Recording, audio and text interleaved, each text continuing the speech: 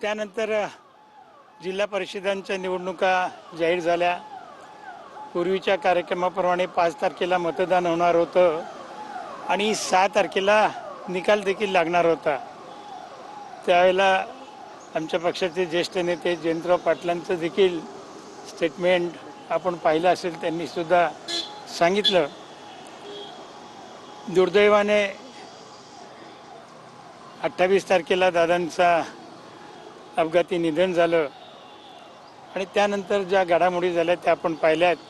पण जयंतरावांनी सांगितलं होतं त्याही वेळेला की दादांची आणि आमची सखोल चर्चा झालेली आहे आणि जिल्हा परिषदेच्या निवडणुका झाल्यानंतर 7-8 तारखेला या विलिनीकरणासंदर्भातली जाहीर वाच्यता केली जाणार होती.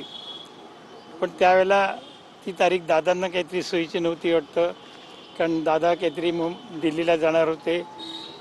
जयंतरावांना काहीतरी सोयीची नव्हती. म्हणून जयंतरावांचं स्टेटमेंट आपण पाहिलं असेल. तेच त्यावेळेला म्हणाले, दादा म्हणाले होते की ठीक आहे, जयंतरावांना जी तारीख असेल त्या तारखेला आपण एकत्रीकरणाचा निर्णय करू. आणि माझ्या माहितीप्रमाणे ती तारीख 12 तारीख ठरली होती. परंतु दुर्दैवाने 28 तारखेची दुर्घटना घडली आणि त्यानंतर आज जर दादा या 12 तारखेला आपल्यामध्ये असते तर या दोन्ही राष्ट्रवादीचं विलिनीकरण झाल्याचं आपल्याला पाहायला मिळालं असतं. दुर्दैवाने दादा आज नाहीत आणि हे विलिनीकरण होत नाही ही खंत देखील आमच्या मनामध्ये आहे. आता या सगळ्या चर्चा थांबलेल्या आहेत. आता तुम्हाला वाटतंय का की हे विलिनीकरण होईल? कारण की कालही तटकरे म्हणालेत की अशा पद्धतीची चर्चा कुठेही झालेली नव्हती. तुम्ही युपीए सोबत आहात, ते एनडीए सोबत आहेत. आता या चर्चांना ब्रेक लागला असं वाटतंय तुम्हाला दोन्हीकडून?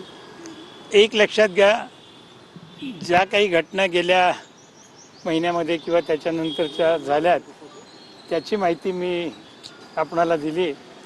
आणि आज ज्यावेळेला 12 तारीख उजाडली त्यावेळेला माझ्या मनामध्ये सहजच विचार येऊन गेला की अरे, आज जर दादा असते तर आपण एकत्र झाल्याचं चित्र महाराष्ट्राला पाहायला मिळालं असतं.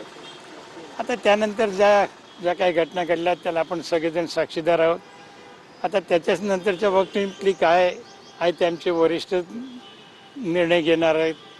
त्यामुळे आज त्या विषयावरती मी काही फारसं भाष्य करू इच्छित नाही. इच्छा तुमची दिसतेय तुमच्याकडनं किंवा तुमच्या सगळ्याच वरिष्ठ नेत्यांकडनं ही इच्छा अगदी दादा गेल्यानंतर मी आता या संदर्भामध्ये आणखी काही मी भाष्य करू इच्छित नाही. पण आज दादा असते तर आमच्या सर्वांच्या दृष्टीने एक अतिशय आनंदाचा दिवस तो ठरला असता, एवढंच मी सांगू इच्छितो. साहेबांच्या तब्येतीबद्दल फक्त सांगा की यांना तब्येत आता बरी आहे साहेबांची तब्येत चांगली आहे. त्या आजच मला सकाळी विठ्ठल मणियारांकडून माहिती मिळाली. त्याच्यामध्ये विठ्ठल मणियारांनी सांगितलं की काल साहेब रूममधून बाहेर आले होते आणि काही नातेवाईकांशी आणि विठ्ठल शेठशी देखील त्यांनी चर्चा केली आणि अतिशय ठणठणीत तब्येत आहे.